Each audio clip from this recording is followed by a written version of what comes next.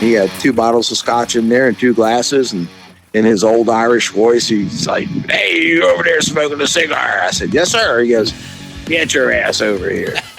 We sat there and drank a bottle of scotch, and he goes, "How'd you like that bottle?" I said, "It was really good." He goes, "That was a 122 bottle of scotch we just finished." I said, "Oh my goodness."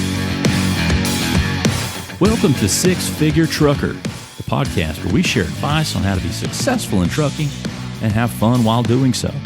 We'll share stories, news, and advice on how to earn 6 figures in trucking, and we'll speak to guys and gals that are already doing so.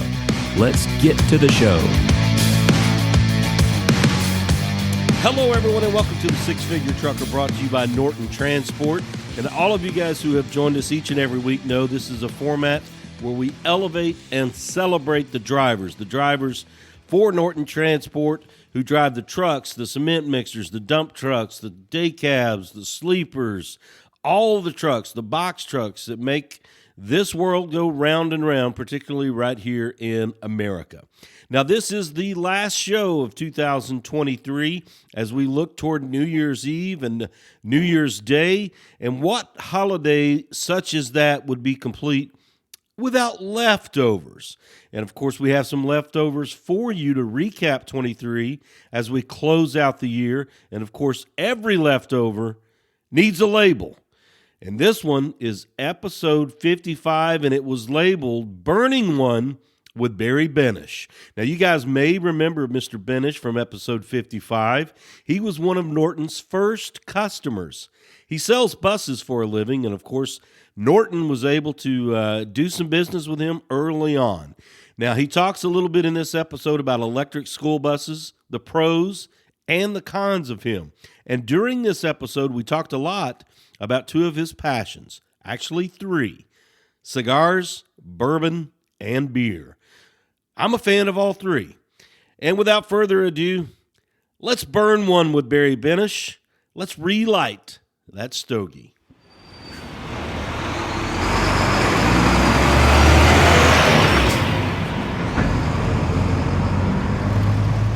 Barry joins us now. Barry, how are you? I'm good. How's everybody out there? Oh, we're doing great, doing great. Now, tell us where you are now, Barry, and what you're doing. Well, actually, right now I'm on the back porch of my home in Columbia, Maryland, with a cigar in a hand, figuring out what I'm going to be drinking along with the cigar later on this evening. You asked, I'm telling you. Absolutely. We'll circle back to that here in a minute because I think we can talk long and interestingly about that in a minute there. But Barry holds a special place in the history of Norton Transport with our owner and founder, Calvin Norton, because I guess the way I understand it, there was a gap that was bridged by you. Kind of walk us through how you came into relationship with Norton Transport. All right. It's a kind of a unique story. Well, I guess many of you know Calvin and part of his family and a large group of his friends worked for Bluebird in Lafayette, Georgia, in the manufacturing plant.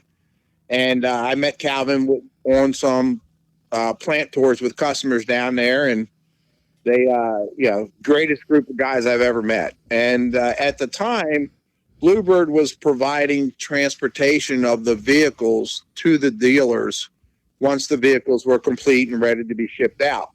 Well, a point in time came where Bluebird stopped providing that service for the dealers, and I guess I was having conversation with Calvin saying, "Man, that really sucks." Somebody drive these buses up, and I mean, we're only about 1,100 miles away, and Calvin stepped up and said, "I think I can help you out with that." And so he was still working with Bluebird at the time. And on Thursday afternoon, him and a group of guys would jump in 5, 6, 7 buses, however many it was, and make 1 or 2 trips between Lafayette, Georgia and Beltsville, Maryland. And after the plant shut down and Calvin needed something to do, I believe that's how he started Norton Transport. I mean, the truth of the matter is, without the intervention or I guess a good friend stepping in, Barry Benesch, into Calvin there, things could have turned out a lot differently because that was in the growing stages of the company, and you certainly played a large pivotal role in it.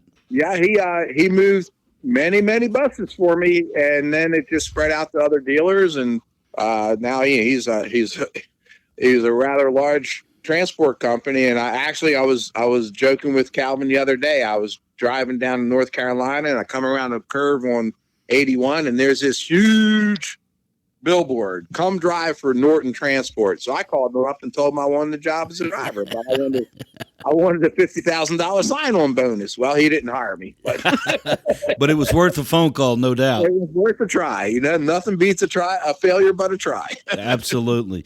I was in tow with the crew up at the Used Truck Association up in Maryland, National Harbor there, right across from D.C. That was back in November. I think Calvin paid a visit to you. Yeah, he did. I had dinner with him, and Kim Rayleigh. She was another Lafayette employee, and I think the only thing sweeter in Georgia than Kim Rayleigh is their tea.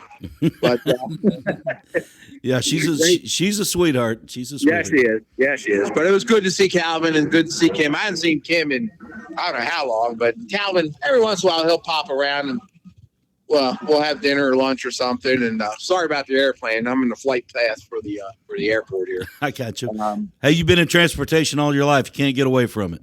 Yeah, exactly. So really, you kind of block it out here after some time. Now, you were with Atlantic Transportation when you came into, I guess, bridging the gap with Calvin and his company. How long did you stay with Atlantic Transportation? Because you've been in the bus industry for a long time. I'm rolling into my 32nd year. I was with Atlantic Transportation and Bluebird for 19 years, and I've been with, actually, it's more than 32 years. I've been with K. Neal here since 2010, so almost 13 years. It'll be 13 years in October, so 12 and a half years pretty much. How much have you seen the industry change? Oh my gosh. It's changed dramatically. I am on the bus side of the industry. K. Neal is a light, medium, heavy duty truck dealer along with a bus dealer. So I do see the truck industry also, but my main concern is the bus industry.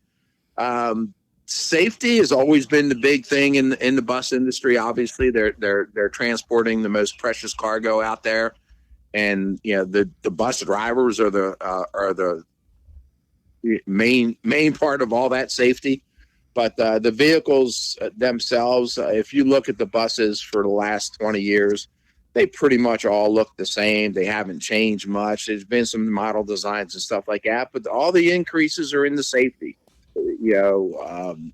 Collision mitigation, intelligent braking, 360 cameras to give the driver a clear 360 vision around the vehicle at all times, radar detection systems when the kids get off the bus to make sure there's no moving objects before the bus pulls away, brighter stop arms, brighter LED lights on the exterior of the bus, more high intensity flashing strobe lights so people see that the 8-lamp system is flashing and they know they have to stop.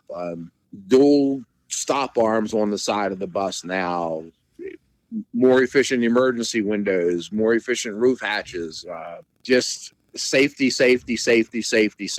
But if you take the safety stuff out of the buses really haven't changed much in 20 or 30 years for that matter. Being in the bus industry for so long and seeing all the advents of safety, all the changes, how much have you had to stay educated on all these changes? I mean, just listening to you talking about it, obviously it seems to come like secondhand to you. It's an ongoing education process. My first year in the business, I was actually selling commercial buses. We didn't even have the school bus distributorship at that point.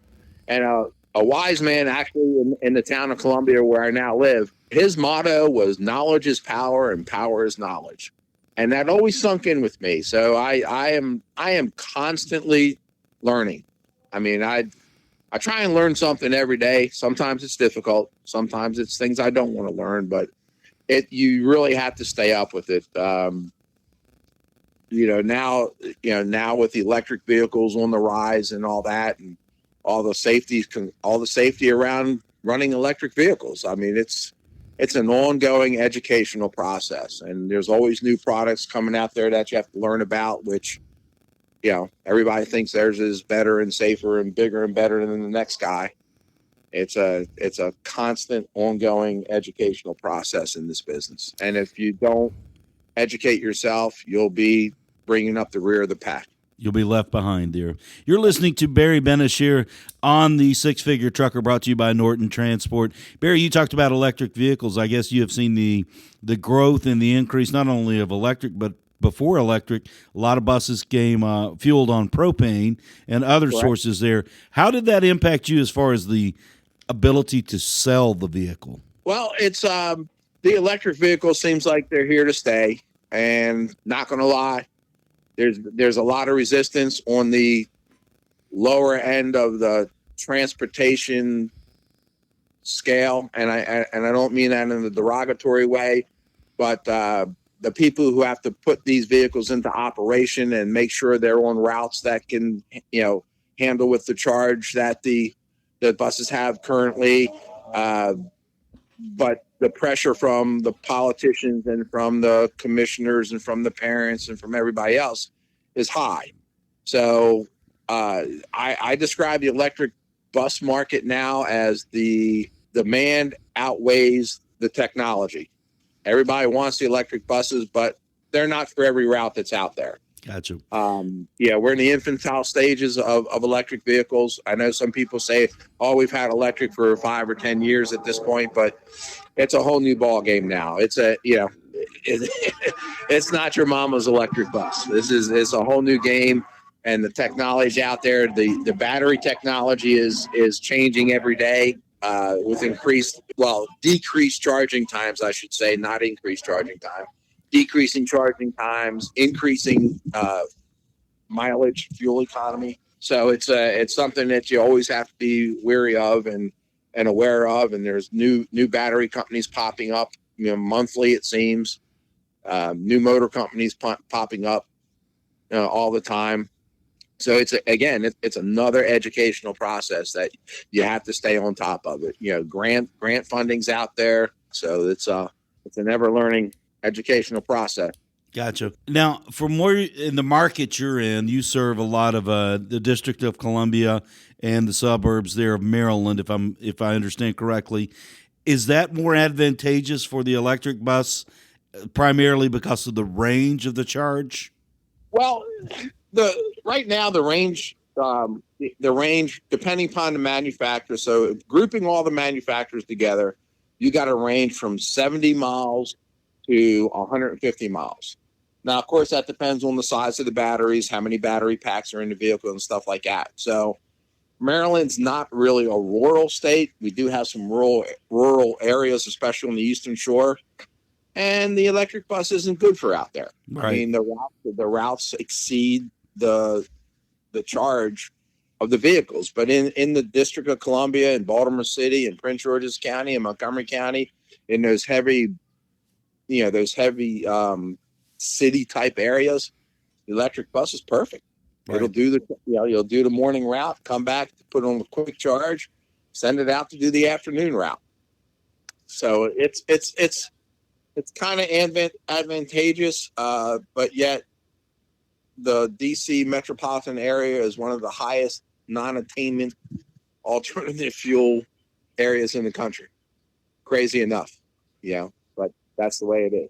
As a sales guy working, I think you had told me earlier, 23 school districts, I'm sure you've got a blend of districts that are urban and rural. How is that?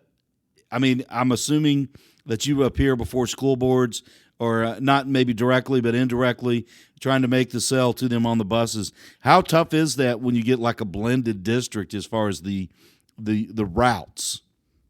Well, it's we've approached just about all the school districts in the state that even have the possibility of using the electric vehicle, but then from a sheer economic logistics standpoint, there are some counties that it just, you have a county that's a rather large county and only 4 of their routes can handle an electric bus currently, because of the charging of length of the bus, of how many miles the bus can go. You walk away from that one. It's just not practical at this time. But when you get into the larger municipals where it's a more where it's a more heavily populated area where the buses don't have to run that far to pick up a busload of kids.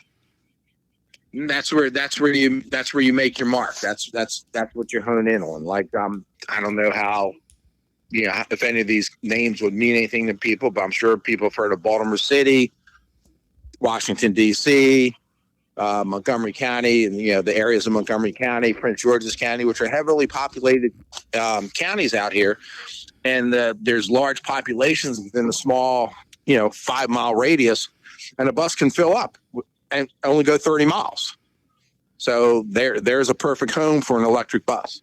Does it pay off as far as expense to the school district, as far as what they would expend in fuel, let's say diesel on a conventional bus versus what the electrical bus does? I mean, is it a win? The ROI on an electric bus you won't start seeing until maybe the third year or so in return. You got to realize you don't have no oil changes to deal with. You basically have nothing to do on the motor itself. Electric motors run and run and run. You have your normal brake wear, you have your normal tire wear, you have your normal glass breakage, your upholstery damage, you have that. Your service intervals are cut out, and it takes time to recoup that savings with an electric bus. Now, the electric bus themselves, with EPA grants and local grants and stuff like that, most of these municipalities aren't really paying a dime for the electric bus.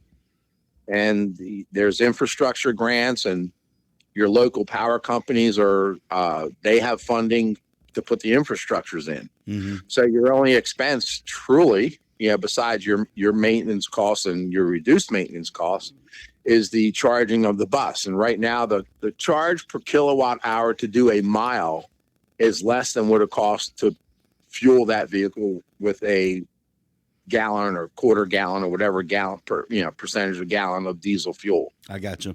It's obvious listening here to Barry Benesch here on the Six Figure Trucker, talking about school buses, electric school buses, and he talked about learning every day that he seems to be at the front of the class on this. And speaking at the front of the class, we're closing in on the end of the school year for this year, a couple months away before most kids will be getting out for the summer. Where do you see the changes when it comes back to rocking back into school for the 24 year, say August? Well, I'm sure the parents will be happy about that, but the kids won't be. To start off with, I think every school district across the country is going to be into that challenge of, do we have enough drivers to drive these things? That's an ongoing issue, and I guess anybody listening to this, if they pay any attention to their school districts, driver shortage is a national epidemic. You want to use the term pandemic, you can use that, but drivers are everywhere. And I think in the minds of every school transportation supervisor and every director and every board of education, their issue is, are we going to have people to drive these buses when school starts? But I think that the school systems always figure a way around it.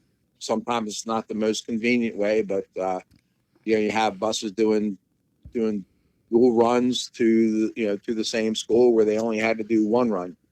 They'll have to double back and pick up another load of kids. And I get it's a bell structure change is what it comes down to. So sometimes schools will be starting earlier and staying open later so they can fulfill getting all the little kids to school on time. It's one of those things we almost have to wait and see how it turns out. What's the time frame allotted for a charge cycle on a school bus? Well, there's two different cycles for that. There's what's called the slow charger, which is your typical AC charger. And that can be anywhere from 8 to 12 hours, depending upon the kilowatt power of the charger itself. And then you have a 2 to 3 hour charge on the fast charger. And again, that depends on the kilowatt hours of the charger itself. So I'm presuming that you have, in a district like DC, buses run the morning route, charge during the downtime, go back and pick them up in the afternoon or take them home in the afternoon. Yeah, and DC DC, everything goes to a lot, so no one takes a bus home in DC.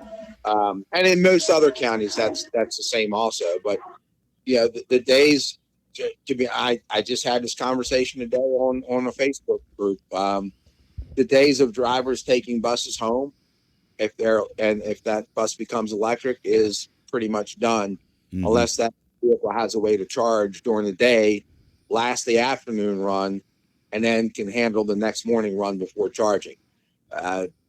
It's cost prohibitive to put a $30,000, $40,000, $50,000 charger, just a charger, into a residential home. Sure. Because then you have to run the power to that home. Sure. So those days are pretty much over. So it's and the districts that I'm dealing with now have a combination of fast and slow chargers. They'll do the fast charge. Obviously, a fast charge is more expensive to charge than a slow charge. Guess the way to relate it is, like having your air conditioner set on 65 degrees as opposed to 72 degrees. Right. It's going to cost you less to AC that home at 72 than it is at 65. Sure. It's not running as hard. It's the same with the charger. If it's on a fast charge, it's charging faster, drawing more power. If it's on the slow charge, it's charging slower, drawing less power. So sure. The districts are buying both the fast and the slow charge to handle overnight charging on half the buses, and then fast charging on the other buses, and then pulling those buses off the chargers, and then the leftover buses that have to be charged, will be hooked up to the fast charge or the slow charge, depending on what's available at the time. Gotcha. It's a work in progress figuring all this out, and it's not perfect because it's new technology. But like I said earlier, the technology is changing every day, and someday it'll be a perfect world, and everything will be electric, and all the routes will be set to handle electric vehicles. And that day will come. It's not going to come tomorrow. It's not going to come next week, but someday it will be here. It's on the way. It's on the way. It's on the way. And it applies to trucks too. We have several electric trucks out there on the water and out on the roads. It just definitely affects the electric, the short haul electric truck. I mean, the long haul trucks, they're definitely working on that, and there are some out there too. But the distance they can run is certainly restricted. Gotcha. You're listening to Barry Benesch here on the Six Figure Trucker, brought to you by Norton Transport. Barry, we talked a lot there extensively about school buses and the electric school buses. Now, you had mentioned light, medium duty trucks also from K-Neal there. Now, are you in the sales of electric only or a blend of electric and conventional fuels? Well, I head up the electric vehicle department for K-Neal, but I did pull in the truck sales manager, because we kind of work together when it comes with an electric truck, because I'm more in tune to the charging and to the grants and things like that, and he obviously knows how to spec a truck out. I stick to what I know best, and I do not know truck specs best. I know bus specs, better, or best in the company, and that's what I stick to. So. And I do still do diesel. I still have contractors and municipals who are still buying diesel vehicles. So I do mix it up. Where do you see the market in the light, medium duty, and even, stepping up to heavy duty trucks on the electric side? Where do you see that? We're talking in 2023, March, last day of March in 23. Let's say 25. Where do you see it then in 2025? Well, I mean, in Maryland, Maryland is adopting the California CARB emissions requirements, which are pretty strict. So I think here in Maryland, we're going to see a lot more electric truck demand, but I believe that it's mostly going to be on the 3s, 4s, 5s, not so much the tractor side of it, unless it's a short haul tractor. I think you'll see it in the box trucks industry, in the moving industry, in the small service truck industry, where these vehicles are staying quasi local and can return to base every night and sit there and charge. Gotcha. unfortunately, throughout the entire country, the infrastructure for charging vehicles is, again, way behind the demand for electric vehicles. So it'd be difficult to drive an electric vehicle cross country right now. Oh yeah. You wouldn't make it too far. Not at all.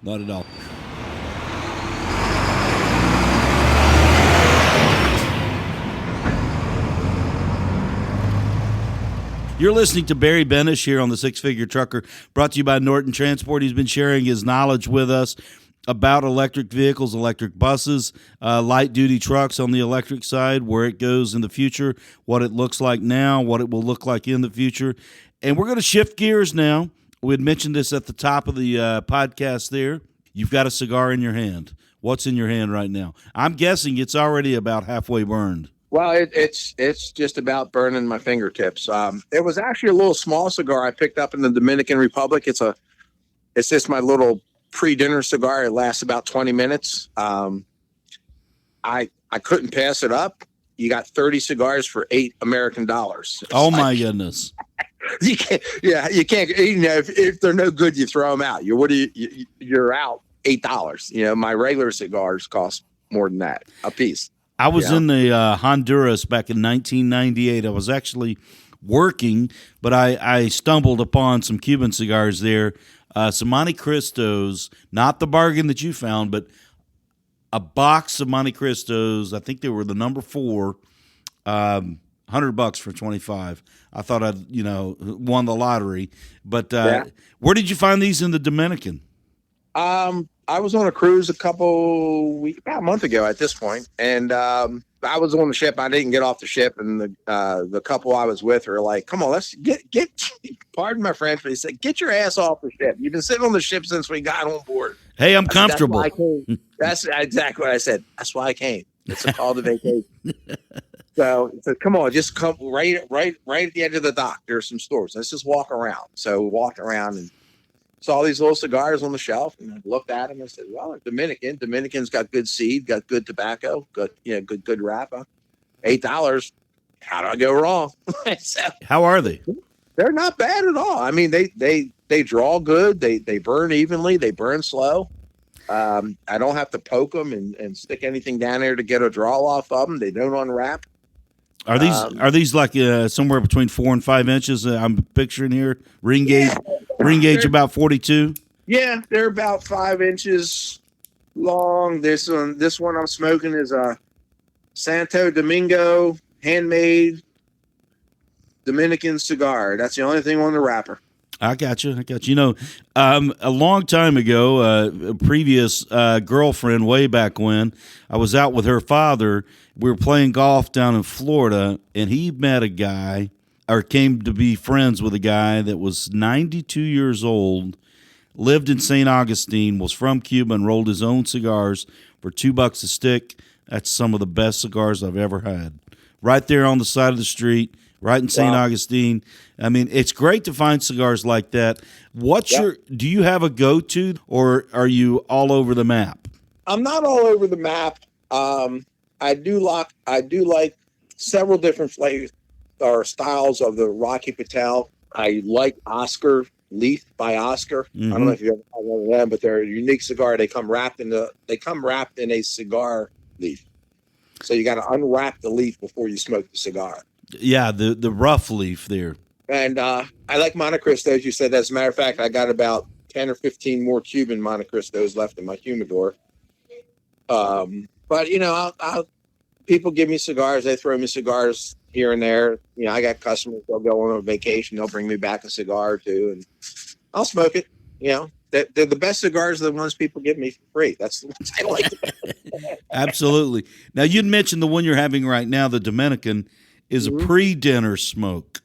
Now, how do you determine, this stick right here is going to be the one that's going to be good before dinner.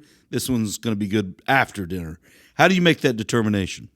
Just by how long it takes me to smoke it. Okay. I mean, this is a 15, 20-minute cigar. It's just about done. And I lit it up right when I sat down talking to you. So gotcha. I've had to relight it twice because I put it down and, was talking. But my after-dinner cigars, I'll sit by my fire pit and grab whatever libation I'm drinking that night, and I'll have a cigar that'll last. Those cigars will usually last me an hour. I got you. My regular cigar. Now let's start. What's for dinner tonight? The reason I'm leading you down a path here. We've had the Dominican, the 4 to 5 inch, 42 ring gauge, pleasant smoke you're having now. What's for dinner? I don't know that yet. I'm trying to figure out with my son what we're going to do. Could be a leftover night. Could be a pizza night. So don't have that answer just yet. Which leads me to the next question. Let's say it's pizza or a leftover night there. What's going to follow on the palate as far as the smoky treat? Tonight I'm going to be smoking. I forgot what it was. It was a different cigar I saw in the store the other day. Oh, it was a Connecticut Cameroon nub. Oh, a nub. Now that's a great cigar for me personally because it's hard to beat the draw on a nub. I mean, I like to refer to a nub as a 2-ash cigar. That's all you need to ash. The first one, it's gonna pull back. Most nubs are about 4 inches, I guess, 4.25. Yeah, they're not big, but they still last a decent amount of time. Oh, sure, with that 60 ring gauge, they're great. Yeah. So I saw that, and I had one a couple weeks ago down in North Carolina, and I really enjoyed it. And I was in the store the other day, and I ran into the humidor. It's a liquor store, and they have a humidor. So I ran in there, and I said, let me pick up a couple of these. And I bought a Cameroon, I bought a Connecticut, and I bought a Maduro. I forgot which one I pulled out and set in the humidor, in the lower drawer of the humidor. But gotcha. I pulled out the Cameroon. Have you had by chance? Are you more of a Connecticut Maduro guy? Which one? Where do you fall on the spectrum there? I'm a Toro type guy, so it's You're in the middle. In the middle of that. Yep, in the middle. Now, have you had by chance the Perdomo Champagne 10th anniversary? Yes, I have. Yeah. I want to hear your take on that one. I really like that cigar. It's a really nice smoke. I don't see them that often up this way. I mean, last time I saw them, it was in Dan's over on the other side of town, the other side of Baltimore. There's a cigar store which I stop in every time I'm on that side of town, and he had some in there, and he was showcasing them at the time. So I bought 4 or 5 of them, and I really enjoyed it. I really enjoyed that cigar. I was in Asheville, North Carolina, with a buddy, and we stopped at a cigar bar, Casablanca, in Asheville, in a nice district there in Asheville, and it was recommended to us. Said, try the Perdomo Champagne 10th anniversary. Yeah. I got to tell you, for the money, that cigar blew me away. I said, that is a fine smoke right there. Yeah, and it's I would put it up there with the Rocky Patel 92 vintage 92 cigar. That's a really nice smoke also. And again, it's one that's I don't see too often around here. Let's play a little theoretical game. $20 is the cap. You're getting a stick under $20. What's give us your top 3? What's going to be the top 3 for under $20? For under $20, Rocky Patel 2002 Cameroon would be one. Leaf by Oscar. I mean, that's a $12 stick, and I'm telling you what, man, it's one of the better smokes I smoke. I mean, there's always some of those in my humidor. I'm taking notes right now. And my third one would be, what would my third one be?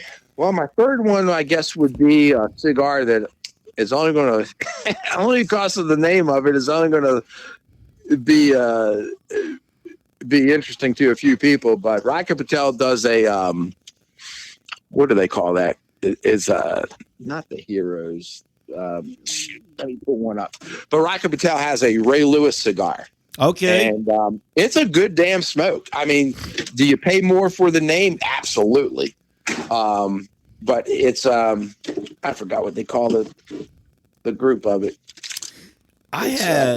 We had the Legend series. Oh yeah, I've heard of that one, the Legend series. Yeah, we were up in Indianapolis. We being the Norton Transport crew, for the work truck week, and we had a social event, and I think it was a knuckle. It's what's the guy, the chef, Guy Ferretti? Guerrero. Yeah, Guy. Guerrero, something. Yeah. Yeah, I couldn't remember his name, but he had endorsed a cigar there, and it was actually pretty good. It was something knuckle something. It was a pretty good smoke. But I wanted to segue now that we talked a little bit about smokes. Do you have a drink in your hand right now? Not right now. I wait till after I eat dinner to start my drink. But I already got my drink pulled out. It's an Old Forester Barrel Select made for a liquor store that I buy from. It's 130 proof, and I can't wait to try it tonight. 130 proof. That's going to have a little bit of burn, but it could be a good burn.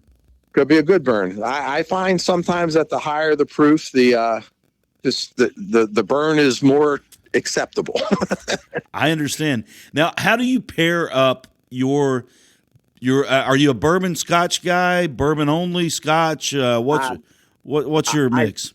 I used to be a strictly Crown Royal guy. Okay. And then year or so ago started like tasting some bourbons like that. And then just about a year ago, last February, a buddy and I went to the Bourbon Trail down through Kentucky, down through Louisville, Lexington, Bardstown, all that down there. And I've gotten to like bourbon quite a bit. And pairing, you were getting ready to ask me about pairing. I am not that much of a smoking, drinking snob. It's like, I'll smoke this and I'll drink this tonight. Just see what works. See what works, and I've never had a pair I didn't like. Well said. Let's talk about the Bourbon Trail for those people. You live in Maryland, Columbia, Maryland. Is that correct? Yeah, Columbia, Maryland. Yes, sir. I've got some friends that have made the Bourbon Trail. Tell us about it, what it's like. Is it worth the time and effort? I would say if you are a bourbon drinker of any type, and if you want to learn more about drinking bourbon and what bourbon's all about, you definitely want to do the Bourbon Trail. We did in 3.5 days, we did 17 different distilleries with tastings in every one of them. So who stood at the top of the pile? The Maker's Mark was good. The Rabbit Hole was very good. I was really surprised with the Rabbit Hole distillery. Old Forester was very good. And the Blanton's Buffalo Trace distillery, good, but kind of disappointing because they had nothing on the shelf to buy. I got you. You'd mentioned Rabbit Hole there. I have a cousin that lives in northern Kentucky, and she and I got together for a trip down to the beach, and not surprisingly, she's a very generous person, but unexpectedly, she broke out the Rabbit Hole for my birthday, the sherry cask. That's the Derringer. Yeah, I was blown away by that Rabbit Hole. That was really good. And, there are so many good bourbons out there that pair so nicely with the cigar, but I am not a Scotch drinker by itself. But Scotch with a cigar, to me, it makes all the difference. Do you venture into the Scotch much? I drink some Johnny Walker Triple Black on occasion. I'm not a big Scotch fan. I've had some good Scotch in my time, but I like whiskey. I like bourbon. I'll drink Scotch if someone's pouring it. I'll drink it. But I couldn't, one Scotch over another. I don't. Can't give any input on that. But I have had some good Scotch in my time. I remember drinking with an ex-retired policeman down in Ocean City one day, and he opened up this little suitcase, and he had 2 bottles of Scotch in there and 2 glasses, and in his old Irish voice, he's like, "Hey, you over there smoking a cigar?" I said, "Yes, sir." He goes, "Get your ass over here." Yes, sir. So I go over there, and he says, "You got an extra cigar?" I said, "I sure do." I gave him a cigar, and he says, "Well, I got some extra Scotch." And I said, "Well, I'm not really much of a Scotch drinker, but I'm not going to turn it down as big as you are." So we sat there and drank a bottle of Scotch, and he goes, "How'd you like that bottle?" I said, "It was really good." He goes, "That was a 122 bottle of Scotch we just finished." I said, "Oh my goodness." I don't know what it was. Couldn't tell you to this day. But it was it was quite an enjoyable evening. We rolled out of that patio in the hotel around 3:00 in the morning. Oh, those are the best nights right there, the ones that bring back those memories and those great stories. Now, I haven't ventured too much into the Scotch world with too many to talk to elaborately about it, but you'd mentioned Johnny Walker Black. Have you had Johnny Walker Blue? No, I have not. Waiting for one of my friends who have money to buy that. That is, I fortunately I did with the same buddy. I went to the cigar bar in Asheville. He had some Johnny Walker Blue. I mean, for people who have maybe new to Scotch, Johnny Walker Blue is certainly a good place to start. Oh yeah. What about Irish whiskey? Do you ever pair up an Irish whiskey with a good cigar? The only Irish whiskey I've ever had was Jameson, and that I don't know how many years ago that was. So I was the executive director of an organization I'm on the board of directors for, a nonprofit. She was a big Jameson drinker, and we had a drink a couple times. Never had any since. Gotcha. Now, what does the weekend look like for Barry Benesch here? Are you going to be taking in any of the Final Four? I don't know if any of your teams are in the Final Four because if you had a bracket, everybody's is busted. Yeah, no, I'm a Maryland fan. All my lineage of my brothers and sisters and nieces and nephews, every single one's gone to the University of Maryland. So gotta say I'm a Maryland fan. And the guys were knocked out a couple weeks ago, and the women were just knocked out last week. So, and I'm not really much of a basketball fan. I'm more of a football, baseball. Yeah, I mean, I couldn't sit here and talk to somebody for 5 hours about football or baseball or who's on what team and who's a rising star here or who's a rising star there. I'm a hometown fan. I'll sit here and I'll watch the game, and win, lose, or draw, I support the home team. I got you. Living in Maryland there in Columbia, you talked about baseball. Are you an Orioles fan or are you a Nationals fan? I am an Orioles fan. I don't know how old Barry Benesch is, but did you ever get the chance to see Cal Ripken play? Cal Ripken played in '83. I was in my 30s by then. Okay. 67. Okay, 67. But what was it like? I go back to the Boog Powell, Brooks Robinson, Mark Belanger, Orioles days.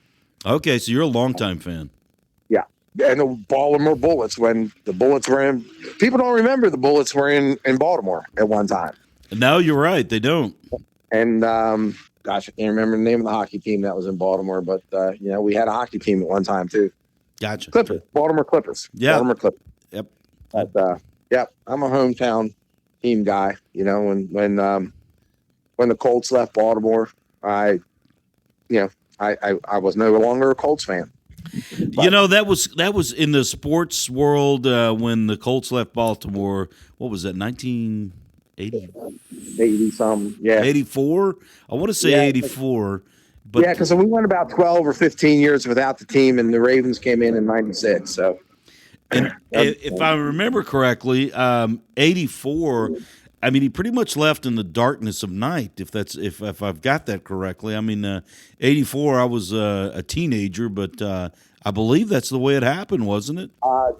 To this day, if some people see a Mayflower moving van going down the street, they'll throw something at it. That is fun. Yeah, that some things don't get forgiven too easily. No, and the Ursay name in this state is mud. It's mud. I'm sure. And I want to reach back a little bit into our conversation there. You're listening to Barry Benesch here, who is a man of much knowledge about light-duty trucks, electric school buses, where they're going, bourbon, cigars, baseball. We've got an alliteration going, Barry Benesch, baseball, bourbon. We got the B thing going here. Well, don't ask me any marriage advice. I've been there 3 times. Okay. Wanted to ask you, Barry, about this fire pit you have outside. Because what's the temperature right now in Columbia, Maryland? I'll tell you. I can tell you that. It is 63 degrees with rain on the way. So that's about the same here. We're in the suburbs of Chattanooga here, the home of Norton Transport, and you're listening to Barry Benesch, brought to you by Norton Transport on the Six Figure Trucker. Will the fire pit be in use tonight or don't need it? My fire pit is in use year round as long as it's not raining. If it's snowing, I'm out by the fire pit. Is this a natural wood fire pit, or what's the source of fuel there? It's wood. I go through about 3 cords of wood a year, and 2 cords is usually outside. 1 cord's inside. I got you. Do you have? Is it a wooded property, or do you bring it in, or how does that work? I have the most amazing 76-year-old wood supplier that you'll ever meet. He's 76 years old. He will bring me a cord of wood, stack it, rotate the old wood to the top of the pile, and $200, which is phenomenal price out here, and usually a 6-pack or 2 6-packs of beer. A gratuity on the side there. 76 years young? He is 76 years young. The first time he's been doing it for me for 4 years. The first time he came up and pulled in my driveway, I'm out there talking to him. And he said, well, I better get going. And his name's Larry, great guy. I said, what do you mean get going? Aren't you waiting for somebody to help you? And he looks at me and goes, why, do I look like I need help? I said, no. No offense, man. So he must. Said, no, it's going to take me a while, but I'll get it. You just show me where you want to put it. And one of the greatest, dearest guys you'll ever meet. I called him one day. I said, Larry, you in my neighborhood? He goes, no, I'm sitting home and back drinking a glass of wine. I said, well, I got a tree I need to bring down. It came down in the windstorm last night. 15 minutes later, he's in my driveway with a chainsaw, pulled the tree down. What do I owe you? He goes, got any beer? I said, yeah. He goes, give me a beer or two. So, gave him half a case of beer. Isn't it wonderful to meet people like that? Yeah. I mean, he's just a great guy. And everybody, once I started using them, everybody in my neighborhood, all 14 houses, everybody who burns wood buys their wood from him.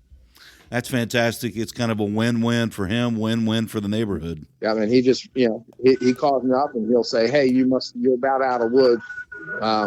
Let me know when you want another load. And I said, Larry, just bring it and I'll leave the money on the back porch for you in an envelope. I hear a plane coming over there. Yeah. It's probably about the 6th or 8th one since we've been talking. Is that going to which one sees the most Dulles or Reagan National? I'm sure Dulles sees more activity. I'm at BWI. I'm up between Baltimore and DC, so these are all coming out of BWI. I got you. Maybe this evening they'll be landing, and when they land, I can see inside the windows sometimes. That's too funny. Yeah. I got to ask you this question, Barry. It's been a great conversation with you. We've talked about a lot of topics here. How did you end up in the area or the niche that you're in there? How did you get into that? Well, I was in the glass business for 17 years, auto glass business.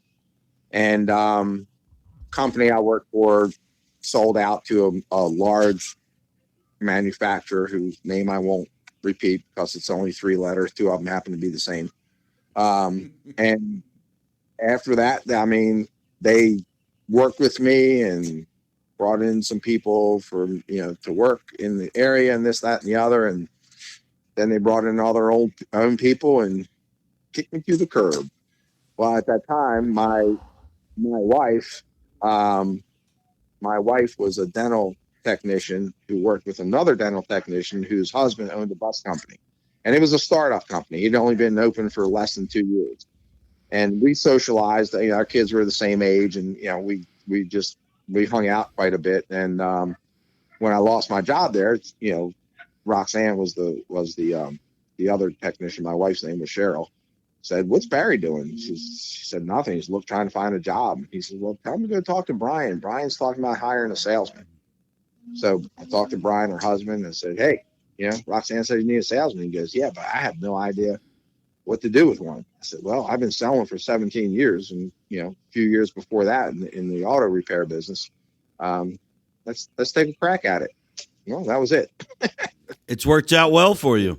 It's worked out well. Yeah, it's worked out well. It's had its ups and downs, and it's been good for the most part. It's but I'm starting to do a wind down now, and my son a couple of weeks ago, he said, Dad, I think I want to get into the bus sales and follow in your footsteps. So he may be taking over for me with the company I'm working for. He actually went down there today and talked to him, and they're all for it because my customers all know my son. I mean, the majority of them know me for 30 years, so they know, they knew my wife, and they they know my son, and a lot of them were there at my wedding. A lot of them there when he was born, and they followed his football career through high school, and it'd be a natural chain of events and progression there for your son to take your spot at K. Neal. I wanted to ask you this question: working in sales for so long and being familiar with your interaction with Norton Transport, bridging the gap at that time, back in I guess that was in the 90s. Let's see, the plant. I'm not sure when the plant closed down in Lafayette. I'm sure Calvin will remember those days. That was a sad day. I do remember that. But it'd be mid 90s to early 2000s at least. Yeah, somewhere in there. But from your perspective, working on the sales side, what does Driveaway mean to you for guys that, for people that have to move so many units, and you move a lot of your units in the same region, but what does Driveaway mean to you from a sales side? Well, it's one of the most critical parts of the production process, because the plant can build the bus. I just had this conversation today with one of my counties. He says, you keep telling me the bus is going to be built in the end of March next year. He said, but when am I going to see it? I said, Joe, can't answer that. There's so many variables that I don't have control over that I can't tell you. And, the biggest one is, and God love Calvin and his company, and he does a great job for me and for anybody else out there. I'm hoping he does the same good job for everybody else out there, but I know he does a great job for me. The important part, once that bus is built, is to get it to me. And that's what the Driveaway company is so important. And that's why I depend on Calvin so much. Calvin moves probably 80% of the buses I sell, and I sell 400 a year in a 600 bus market. And I depend on Calvin to do that. And because once I get the bus, the clock starts ticking on the interest as soon as that bus leaves the plant. So, it's a day and a half, 2 days to get it out here, 3, 4, 5 days from my shop to get it done. Then the customer has to come inspect the bus, and then they take it back and they go through their shop, and then they put it on the road, and they disperse it to wherever it's going for the next school year. And that could be a 2-week process. That's a good chunk of change on a $120,000 bus. Absolutely. So the Driveaway portion of it is critical. I can't wait 3 or 4 weeks for that bus to get to me once it's done, because when it's done, that's when the clock starts ticking to me. And the Driveaway companies out there, I know they got their challenges with drivers also, but Calvin seems to, or I'll say Norton Transport, seems to have a good grasp on it. They have plenty of drivers, and I typically don't have to wait very long once I say move this bus before I see it. So, and that helps my company a lot. Well, that's good to hear, Barry. And you're listening to Barry Benesch here on the Six Figure Trucker, brought to you by Norton Transport. Barry's not a trucker, but he moves a lot of buses, knows a lot about the bus industry, knows a lot about bourbon, knows a lot about cigars. And before we wrap up here, it's about dinner time for Barry, and I'm sure you're looking forward to dinner, fire pit, smoke, bourbon. There you go. Not necessarily that order. Smoke, bourbon, fire pit, probably. You got the gist of it. Absolutely. Barry Benesch, thank you very much for joining us. It's been an absolute pleasure talking to you. Each time we do this podcast, we do them weekly here on the Six Figure Trucker, brought to you by Norton Transport.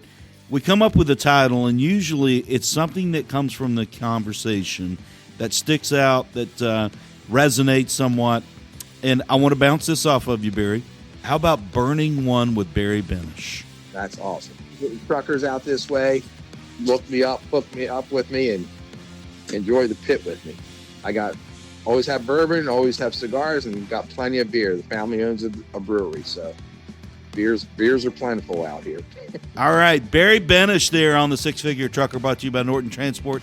Thanks for all the insight into the electric school buses for real, and the bourbon, and the cigars, and everything you have kind of intertwined together. We really appreciate it. All right, and all you truckers out there, man, keep it safe. Keep all them wheels on the road. All right, thank you very much, Barry. Enjoy your weekend. Okay, you too. Six Figure Trucker is brought to you by Norton Transport. Norton Transport is a drive-away trucking company that customers can rely on. It offers excellent independent contract driving opportunities to professional, courteous, and qualified drivers that can provide the kind of service we deliver. If you're interested in learning more about Norton or just want to subscribe to the show, check out 6-figuretrucker.com. That's 6-figuretrucker.com.